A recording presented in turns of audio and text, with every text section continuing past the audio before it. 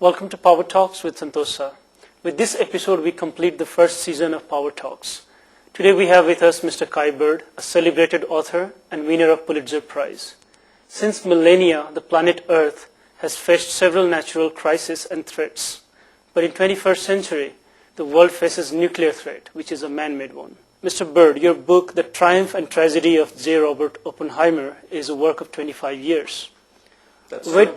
Where did you and your co-author get that kind of patience? Well, authors have to be patient. They sit alone all day and write. But biography in particular is very time-consuming. I've done 3 biographies. American Prometheus, my biography of Oppenheimer, was co-authored with my co-author Martin Sherwin.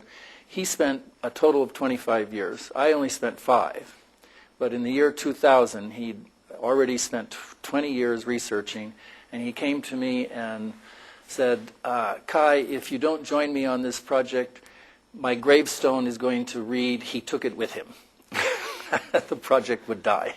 It's a serious book, and what exactly inspired you to complete this or to work on this? Well, it's we live in the atomic age since 1945, and as a writer, I like to take on big, complicated, controversial subjects. I've written in the past about the Vietnam War. I've written, my new book is about the Middle East. And it seems to me that in the atomic age, if you want to understand the world we live in, you have to understand the atomic bomb. How it was built and why, and how it was first used on 2 Japanese cities. And Robert Oppenheimer was the chief American physicist who led the bomb project in Los Alamos from 1942 to 1945. And he was a very interesting, charismatic, complicated man who was on the cutting edge of physics, quantum physics in the 1920s and 30s. And as a very young man, he was recruited to work on this bomb project. He wanted to do it because he feared that the German fascists were going to get the bomb first. And he did it in 2.5 years. And then it was used very promptly. Within 2 weeks of it being tested, it was being used on Japanese cities. And it's a fantastic story. It's a story for our time. Because, of course, these weapons still exist. And they still threaten our existence. Despite not having any background in science, how easy or difficult was it for you to write this? Well, that was the hardest part of the book in some ways. But we set out not to write a book about the science, about the physics per se.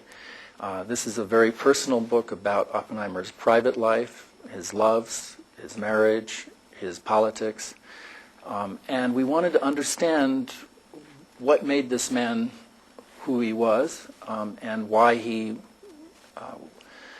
worked on the bomb, and what he felt about it afterwards. So it's a very personal and highly political biography. He was a quantum physicist, so we had to write about that a little bit. I have no background in science. In college I took a course, I think, called Physics for Poets. Did that help? It helped a little bit, but it's, even quantum physicists find it difficult to explain in plain English how the quantum works. But it is a theory that does successfully explain our physical world. And so I tried very hard to put this in plain English, and it's there in the book. But there's not a lot of hard physics. There's no formulas in the book. In 21st century today, there is an irony to the discovery of nuclear weapons. Osama bin Laden has threatened openly that he is planning to ship in a suitcase bomb filled with nuclear weapon into the United States. Do you see that as a real threat based on the research you have done on Oppenheimer? Well, Oppenheimer himself, ironically, warned of this possibility. As early as 1947, just 2 years after Hiroshima, he gave secret testimony to the United States Senate. And at one point a senator asked him, well, Dr. Oppenheimer, is it possible for 4 or 5 young men to construct a crude atomic device and put it in a suitcase or a crate and put it aboard a ship and smuggle it into New York Harbor and destroy New York City? And Oppenheimer looked at the senator and said, gave him a one-word reply, yes. The senator was rather dumbfounded and said, well, Dr. Oppenheimer, what is our defense against this? And Oppenheimer replied, well, you might get a screwdriver and open up every crate and inspect every suitcase. You know, there is no defense. It's not practical. There's no defense. Now, it is going to be harder than I make it sound like for a terrorist group to build a real atomic weapon. But they could, it's much easier to build, quote, a dirty bomb. And that's a real serious possibility, and we should be addressing this, I believe, by trying to eliminate all nuclear weapons and make the availability of the raw fissile material unavailable. As an author, as a thinker, how do you see the science being misused by both the governments and the extremists? Well, science is science. It's there. You can't uninvent these things. And, you know, as human beings, as Oppenheimer argued himself, you know, it's our duty to understand the physical world around us and to explore. But science has been misused. And alas, one of the lessons of Oppenheimer's life is that he was trying, as a scientist, to be a public intellectual, to participate in the world and to inform people of the dangers of nuclear weapons in this instance. When he was stripped of his security clearance in this trial in 1954, this sent a message to all scientists around the world, but American scientists in particular, that they could not participate as public intellectuals in the political process and have a dialogue about these issues, that they had to confine their expertise to their narrow little scientific bailiwick. And so that has been very unfortunate. Scientists are special people. We are in a world in the 21st century where science is all around us. Our economy is driven by technology, and these people should be thinking in political terms about, you know, making ethical and moral judgments about how we use this technology and science. So that's my take on it. How do you personally view Robert Oppenheimer as a heroic figure or as someone who created weapons of mass destructions? I see him as a tragic figure, but I admire him. He was an amazing man. He was an intellectual. As a scientist, he was very unusual for scientists today in that he was a polymath. He was a quantum physicist who loved French poetry and American novels and Ernest Hemingway, and he had, you know, Catholic interests, and he was very interested in politics and the world around him. In the 1930s, he was teaching in Berkeley in California in the midst of the Depression, and he acquired a political interest in trying to help people and the poverty that Americans were going through during the Depression. And at the same time, he was interested in this abstract world of quantum physics. He was a brilliant scientist. He, you know, using simply some chalk and a blackboard in the late 1930s, he predicted the existence of black holes. Now, this wasn't black hole theory, just came out of thin air, out of his head, but 40 years later, they were able to prove that, in fact, black holes do exist. So he was a brilliant, fascinating man.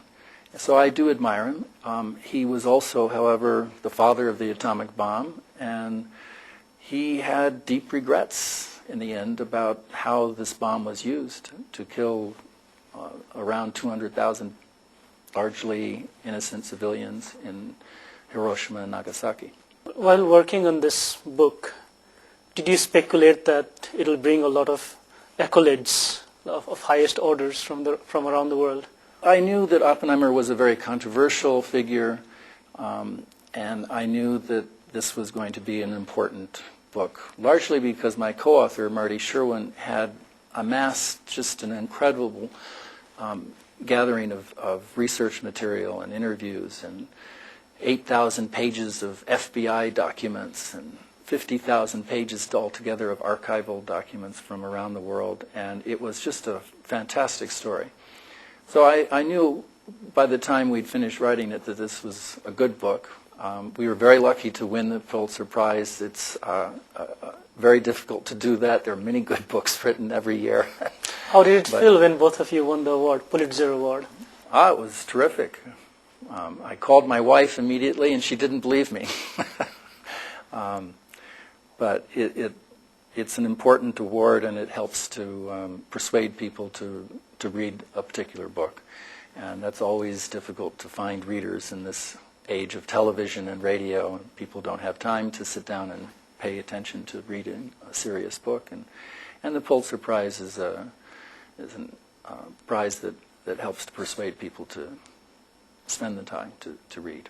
To sum it up, how optimistic do you feel that someday we'll have a world free of nuclear weapons? In the short term, very pessimistic, but in the long term, I think it's inevitable. These weapons are really not military weapons. They can't be used except in apocalyptic circumstances.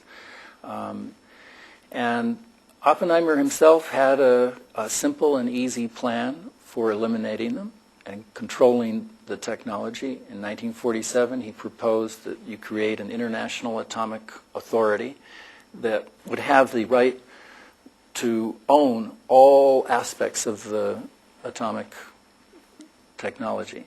From the uranium mines, they would own the mines. They would have sovereign control over the uranium mines.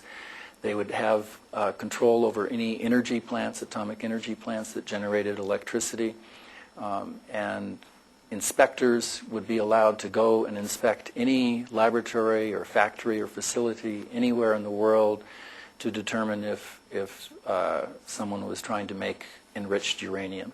And then you'd simply say that these elements are banned, they're illegal, you can't have weapons, and you have scientists and authorities from around the world monitor these activities. We'll talk about your new book after a short break. Do stay with us.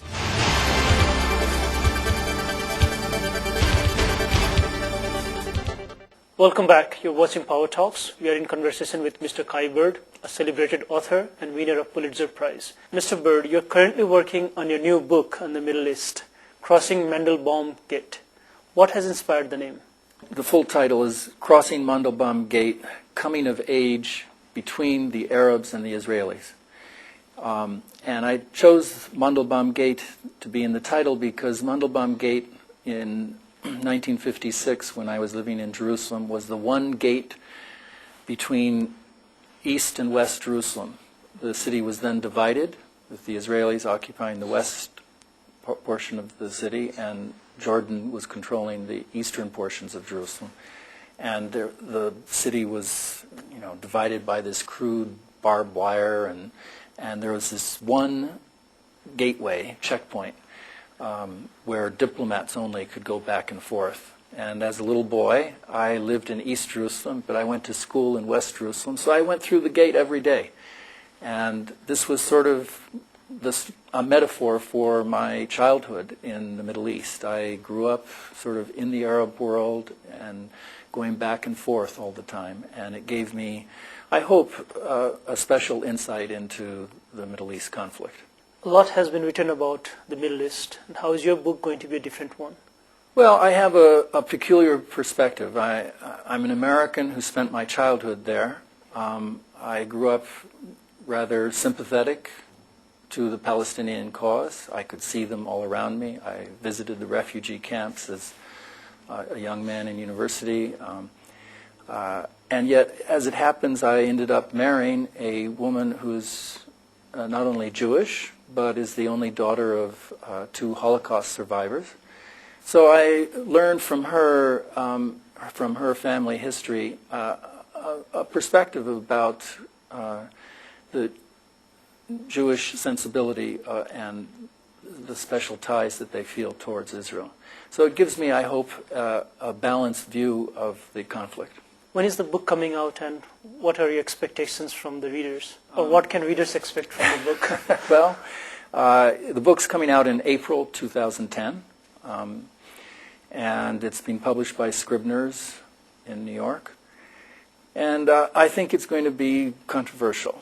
I try to, in this blend of memoir, childhood memoir, and history, I tell a lot of controversial history and forgotten history about why this conflict is still with us, 60 years after the birth of Israel.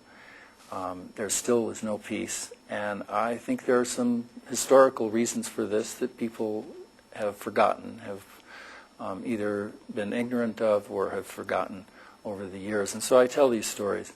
But it's also a book about the American experience in the Middle East. I grew up not only in Jerusalem, but in Cairo, in Beirut, in Saudi Arabia. And so I have pieces of the book that address each of those countries. And, well, it's a book I had to write. I had to write it. I had to try to figure out what was going on around me when I was a child. And it's, one war after another. So how do you analyze the recent attempt by the U.S. President Obama in trying to solve the Israel-Palestine conflict? I think his Cairo speech was a major step forward. He said all the right things. He obviously has sort of a sensibility, an ability to communicate with people. I would like to think that in a few months or next year we would have some kind of peace settlement. But I'm afraid I'm very pessimistic. I think this conflict has gone on for too many decades, and alas, I think it's going to go on for a lot longer. And that's a tragedy. It's Jerusalem, it's the holy city, and yet it's been at war for 60 years, essentially. And I'm afraid the conflict is going to go on and on. So do you take President Obama's Cairo speech, A New Beginning, as a landmark to U.S.-Arab ties? He said a lot of very good things that needed to be said. President Bush, I can't imagine him ever making such a speech. Bush had no understanding of foreign affairs, and Obama has an instinctive understanding. He, like myself, spent part of his childhood abroad, and I think that helps to, give you a perspective, a global perspective on the world. But this is a very intractable problem. Two historical narratives clashing, and yet, Israel and Palestine, it's a very small place. It's a tiny place.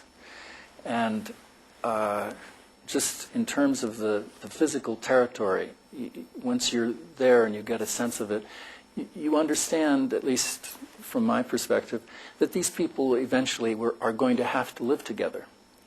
And yet the conflict is, although it involves a relatively small number of people, it's a very dangerous conflict because it's a flashpoint. It's a nuclear flashpoint, coming back to our conversation about Oppenheimer.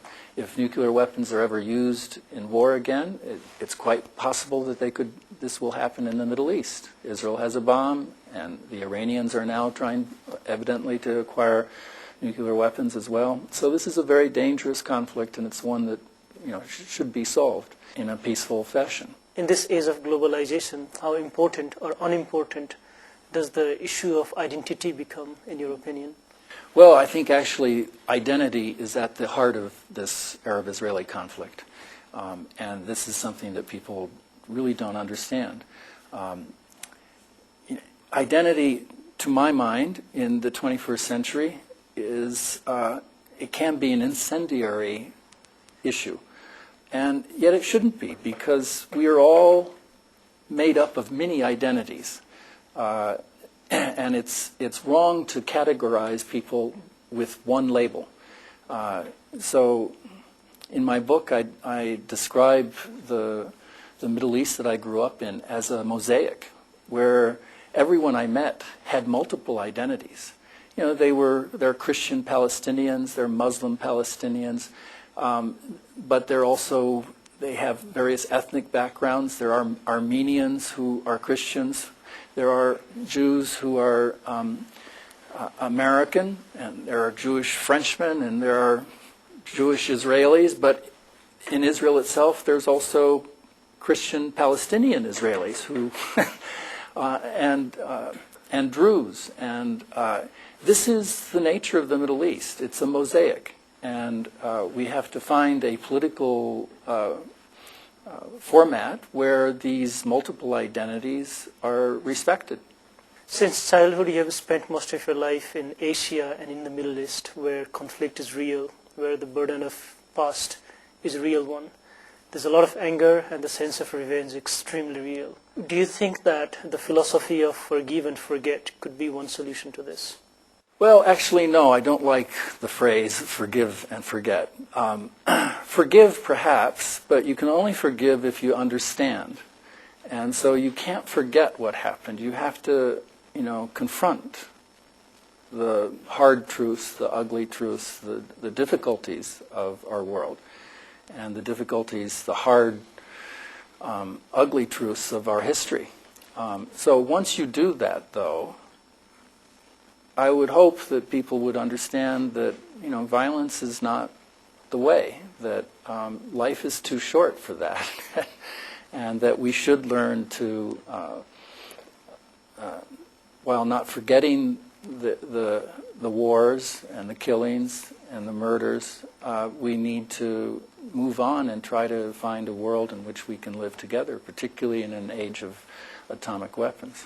To sum up our conversation, let us hope that the intelligent and smart people are also blessed with wisdom and sense of responsibility so that their inventions are used for the good of humanity. Thank you for being with us during the last 6 months. We will soon be back with the season 2 of Power Talks. Meanwhile, I look forward to your email and feedback at the email address powertalkstv@yahoo.com. Till then, good luck and goodbye.